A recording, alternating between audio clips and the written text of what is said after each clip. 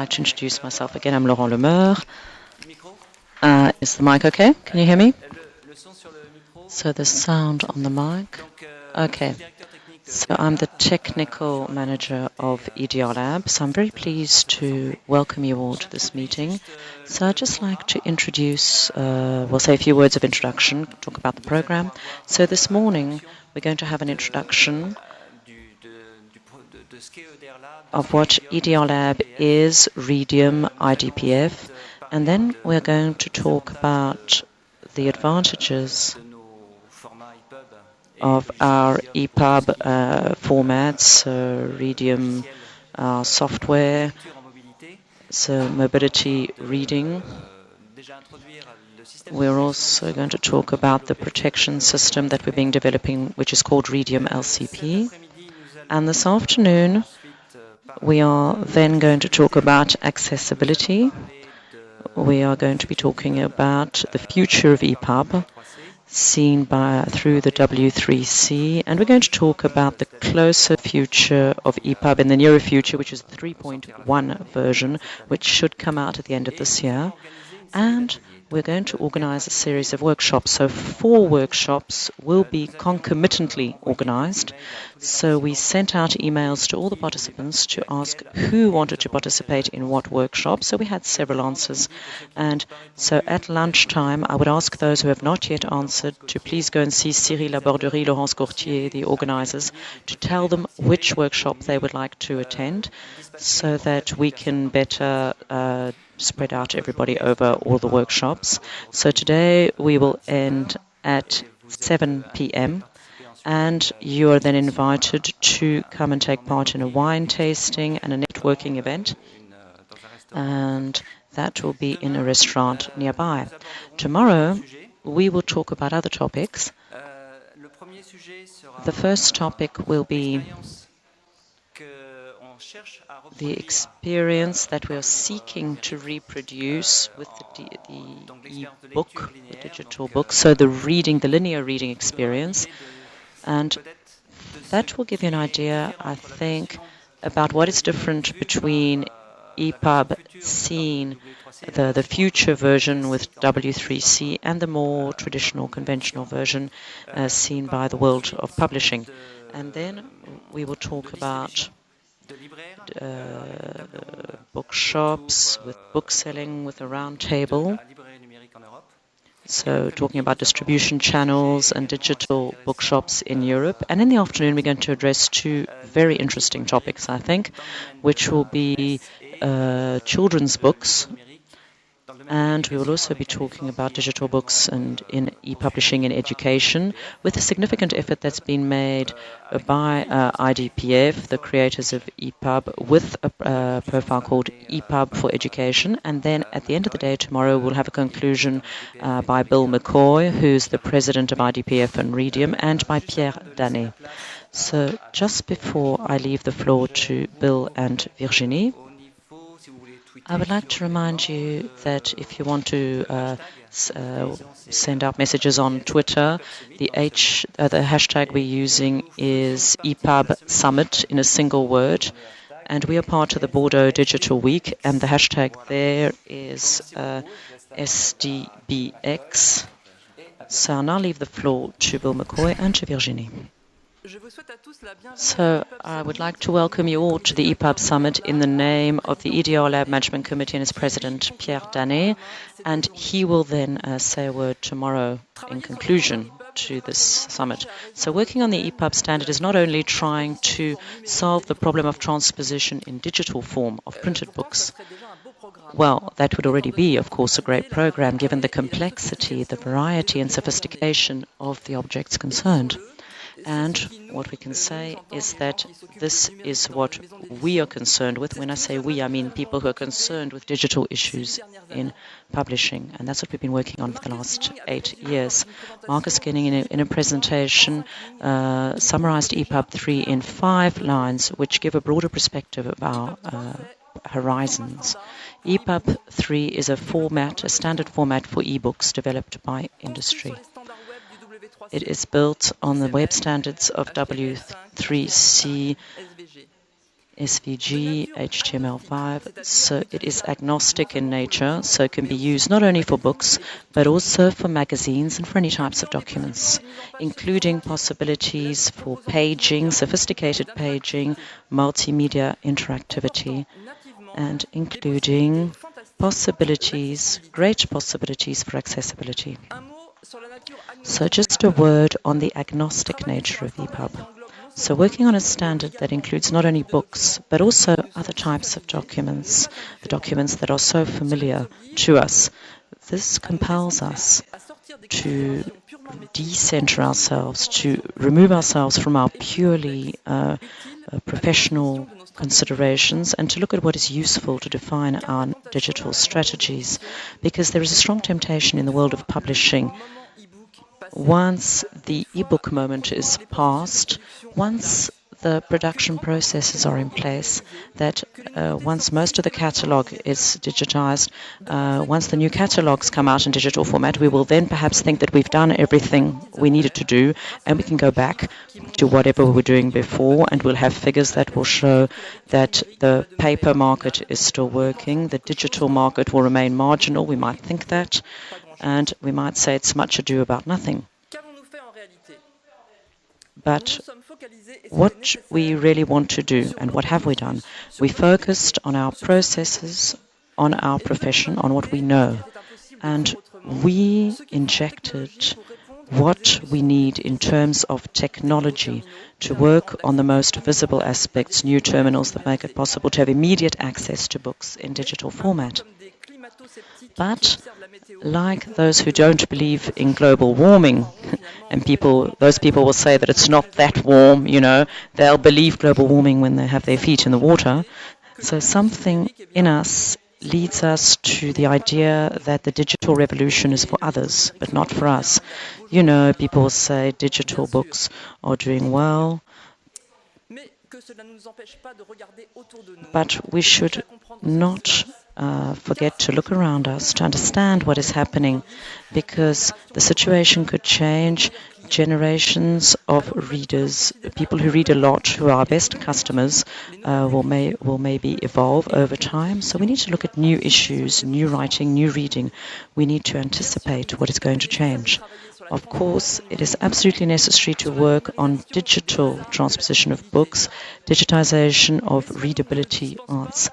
But this also requires us to look at other forms of content, to observe new uses, to welcome new proposals, and also to attract new audiences. If we don't do that, others will do it instead of us. Others are doing it. Others are shaping our future instead of us. So in our future, we need to take into consideration YouTube, Instagram, Snapchat, Netflix, Periscope, have all entered the lives of people all over the world. The practices in writing are becoming more hybrid, more diverse. Everybody's reading in a fragmented way. And we will need to look at this for the future. The relationship of each of us to image, whether fixed or animated, has changed over the last 10 years. ePUB 3 has a broader vision of digital publishing, brings us closer to the web, refers to all issues related to accessibility, sound, animated picture, and the most sophisticated paging systems. It will now be 5 years since ePUB 3 was published by the IDPF. Specification is great, but this will not be followed by effect if we don't all follow, and if we cannot have our digital books read, irrespective of the terminal used. To be able to accelerate this movement and facilitate the tasks of all the different stakeholders, we need to develop software bricks and to facilitate the use of ePUB 3 online and offline in all operating systems. However, IDPF, who is in charge of looking at the standard and its evolutions, is not intended to take care of such developments, but we're in a hurry. We want digital books, we want accessible books, we want beautiful books that are innovative, that can be read on all terminals, with all applications on all operating systems. We want them now. And we also want to be able to protect books without creating problems for readers who have to do all sorts of complicated work to be able to get the book. So since 2013, we've been participating actively in the foundation, in the Readium Foundation, which is in charge of working on software bricks, which will be necessary for a quicker adoption of ePUB 3 by all stakeholders. And when the Readium Foundation said in 2014 that it wanted to reinforce its work in Europe and Asia and open permanent entities in both continents, several European capitals were candidates. Why not have such an entity in Paris? Why not be part of the dynamics that are deployed there and here in Bordeaux to accelerate and support the French startups? This is perhaps an opportunity to do away with the image that we have in publishing, which is sometimes a more conventional, traditional image.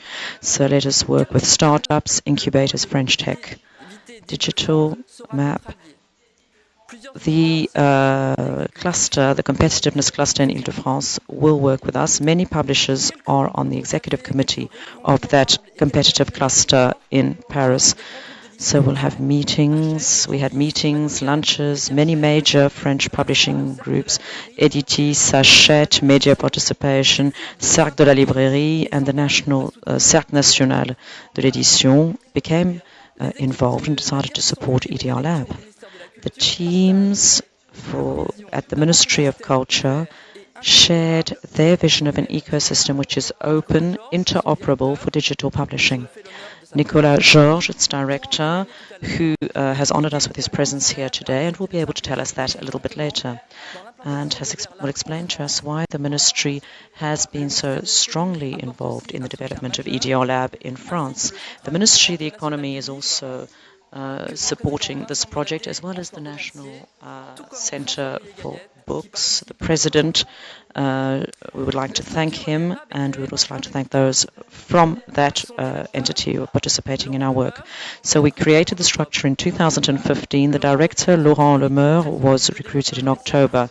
Laurent then selected a team of specialized developers to assist him.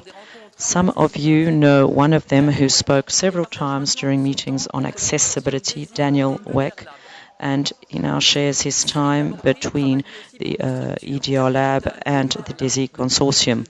Cyril Laborderie also works for Cap Digital and EDRLab since the beginning of this adventure. With them, we have been able to meet the challenge of starting this event in the space of a few weeks, which is an international event. So this event would not have been possible without the support of the CFC. So thank you to Philippe Mascon. And we would also like to thank the city of Bordeaux, who has made this event part of its digital week, and it's on the program of the digital week. Even though EDRLab is strongly supported by French public and private stakeholders, we have an international calling and a particular European vocation. So I would really like to welcome all those among you who have traveled very far to be here with us today in Bordeaux. EDRLab needs the support of distributors, bookshops, publishers from as many European countries as possible.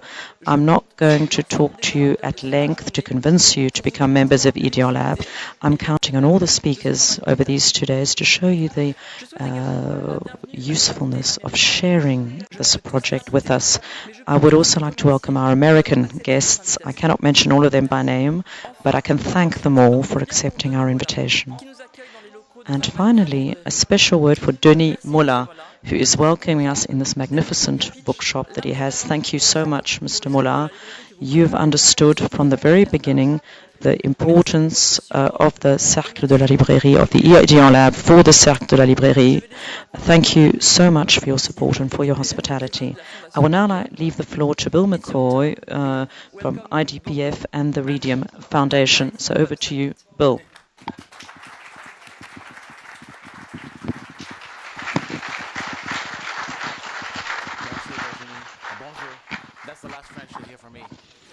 So thank you, Virginie, and hello. Donc ça c'est, j'ai fait de parler en langue française maintenant. Excusez-moi. Donc est-ce qu'on m'entend bien? Vous entendez bien? Oui, ok. Donc C'est vraiment un énorme plaisir et un honneur d'être ici avec vous au premier sommet ePUB au monde. Et c'est une idée dont on parle d'augmenter cette communauté avec ce genre d'événement depuis plusieurs années maintenant.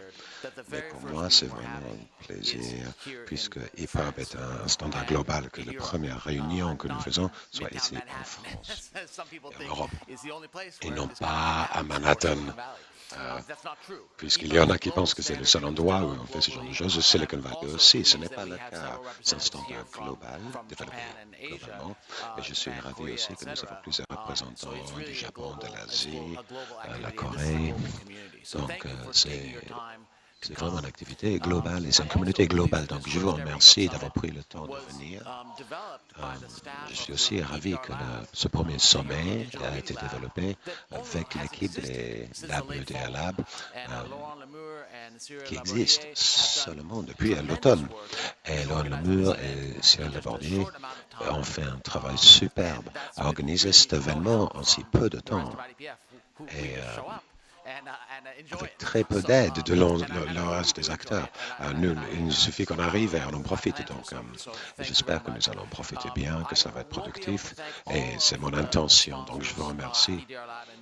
Je ne vais pas pouvoir remercier individuellement l'ensemble des sponsors de EDRLab, mais je pense que Virginie a fait un peu de ça, mais je voudrais juste répéter aussi mes remerciements à Mollat, les librairies Mollat, qui ont permis à cet événement, nous ont fourni ce lieu merveilleux, donc je vous remercie pour cela. Aussi, je voudrais remercier le gouvernement, le ministère de la Culture et aussi de l'économie numérique pour avoir soutenu la création des labs. C'est un croisement intéressant entre la culture et l'économie, les avantages économiques que nous voyons, comme pour l'IDPF et pour le Readium ici à Paris, en France. Et donc, nous apprécions énormément le soutien et aussi cette vision du gouvernement français. Et donc, c'est notre objectif maintenant d'avoir du succès et que ça se transforme, ça se traduit en quelque chose qui remplit les objectifs, les ambitions pour la promotion de ce leadership des standards européens pour la France en Europe. Et pas forcément pour dire pareil en France, puisque nous sommes à Bordeaux, donc ça, je ne vais pas le dire. Mais en ce qui concerne le reste, c'est excellent. Et aussi, je voudrais remercier le Centre national du livre, CNL, et d'autres organisations, y compris l'organisation des maisons d'édition, mais aussi les groupes d'édition individuels qui ont soutenu EDRLab et qui ont ajouté au financement gouvernemental, y compris le groupe Hachette Gallimard et Editis et Virginie qui les représentent. On n'aurait pas pu faire cet événement sans leur soutien. Et le fait qu'eux, ils participent aussi à cette mission plus large autour de l'EPUB.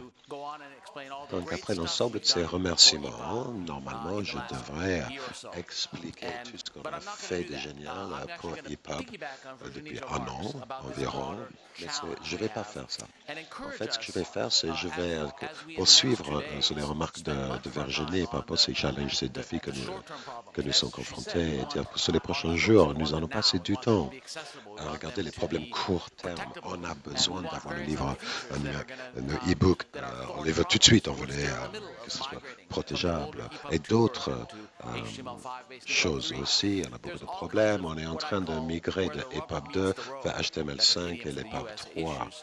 Et donc, il y a beaucoup d'endroits là où, c'est l'expression américaine pour dire où ça coince, on va dire c'est dur.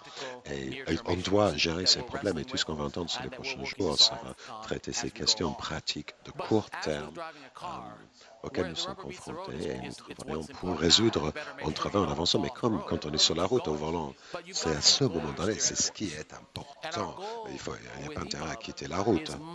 Mais on doit avoir un objectif aussi vers lequel nous évoluons. Et notre objectif avec ePUB, c'est beaucoup plus large que seulement d'éditer et publier les e-books. Donc je voudrais vraiment nous encourager, nous tous, à ce les prochains jours, réfléchissons pas uniquement à la hauteur devant nous et les défis immédiats que nous avons devant nous, même si on va travailler là-dessus essentiellement, mais réfléchissons aussi à cette vision plus large. Et nous voulons aussi savoir ce que vous pensez. Est-ce que comment vous voyez cette vision long terme et comment nous allons nous prendre. Donc c'est vraiment une demande à vous de poser les questions. Réfléchissez à vos questions que vous pouvez avoir. C'est vraiment dommage qu'il n'y ait pas de questions, qu'il n'y ait pas d'échange. Et mon perspective particulière, à moi, personnel, c'est peut-être un petit peu controversé. Ici, puisque l'EPUB qui a marché relativement bien, et je pourrais vous dire aujourd'hui, je pourrais vous parler de toutes les choses superbes qui sont passées, et vous dire pourquoi c'est un superbe millésime. Mais on est ici à Bordeaux, donc je peux. Mais le fait, c'est que c'est le premier pas, c'est le début.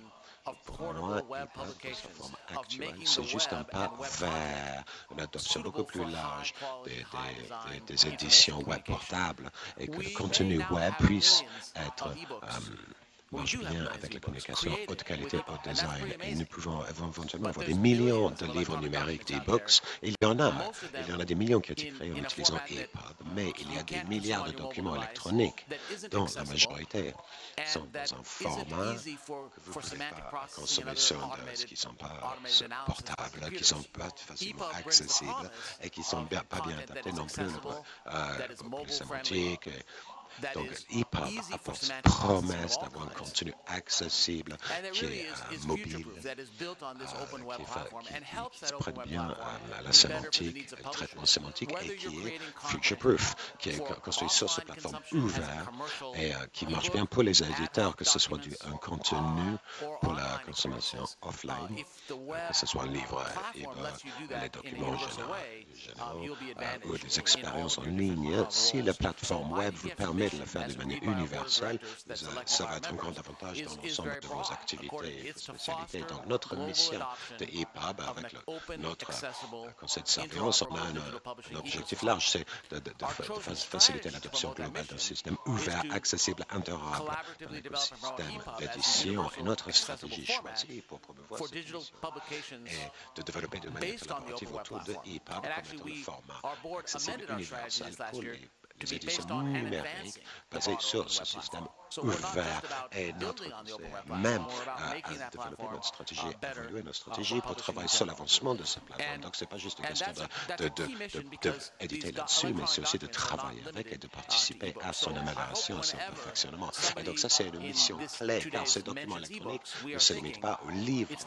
Donc, quand j'espère que vous, dans les prochains jours, quand on parle des e-books, ce n'est pas que des e-books, c'est les documents, c'est du contenu, c'est des objets d'apprentissage qui sont assemblés de manière dynamique dans un système dynamique. C'est un ensemble de contenus qu'on essaie d'améliorer, et même si ça ne vous intéresse pas, et je suis ravi que les gens, Virginie, Editis, vont aussi loin et ne pensent pas seulement à éditer les livres pour l'année prochaine, mais que vous voyez plus loin que cela, et qu'il y a aussi des questions autour des e-books, mais je pense que l'adoption plus large des e-books, tant que le format de prochaine génération va avancer tout le monde. Et même si la seule chose qui vous intéresse, c'est le livre, une augmentation exponentielle des outils, des solutions, des possibilités pour ePUB, et une augmentation exponentielle des capacités web pour pouvoir représenter le contenu d'édition, etc. Ça va être très positif pour les éditeurs commerciaux, mais pas seulement pour l'ensemble des gens qui produisent les documents. Et donc, je pense que même si vous voyez ça vraiment dans le contexte que du livre, j'espère que l'adoption de cette plateforme plus large, c'est quelque chose que vous allez voir comme étant dans votre intérêt et positif. Pour donner quelques exemples de motivation, How many people here have ever used Google Docs? Google, ils ont fait mise à jour de Google Docs pour pouvoir faire l'exportation des ePUB. Qui utilise Google Docs ici? How many of you use Google Docs for production of commercial content? Donc, j'ai une question plus dure. Qui utilise Google Docs pour la production du contenu commercial? Personne. Donc, aussi, donc, nous avons, et je suis ravi de dire que l'exportation est possible avec de Google ePUB, c'est propre, c'est pur, c'est validé ePUB 3, même pas avec ePUB 2, Rex ou des mécanismes de tel, c'est vraiment nickel. Et donc ça, c'est excellent, c'est vraiment quelque chose de super. What's the point of it being in a tool that no one in commercial publishing uses for commercial publishing? Ça reste quelque chose qui est uniquement pour l'édition commerciale. Pourquoi le mettre dans un outil qu'on n'utilise pas pour l'édition professionnelle? Nous utilisons tous Google Docs, mais pas pour notre contenu commercial qu'on vend. Et donc ça, c'est une question autour. La solution est de dire que dans 3 ans, Google va dire c'était une erreur. La solution est que dans 3 ans, on va dire c'est fou, c'était vraiment une étape clé dans l'évolution. On a vers l'adoption plus large des ePUB qui indirectement a été bénéfique pour le secteur de l'édition, même si personne n'utilise Google Docs pour produire. C'est pas la question. C'est un pas vers cette adoption plus large, universelle pour le contenu et les documents électroniques et le contenu numérique. Et donc, mon espoir est que dans 3 ans, on va revoir ça comme cette étape clé du mois dernier, plutôt que c'était une erreur, c'est un format niche que pour les livres numériques. Donc, pour moi, ce n'est pas la vision. Je le vois comme étant plus large. Donc, assurons-nous que ce n'est pas le cas.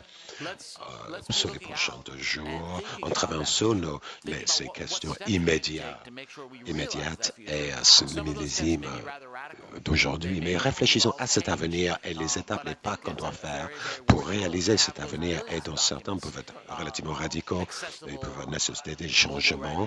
Mais je pense que c'est un objectif louable d'avoir des milliards de documents qui sont accessibles, qui sont responsifs et mobiles, et qui peuvent être mixés, travaillés, qui peuvent être reprocessés, et d'élever le web comme plateforme d'édition et de reste.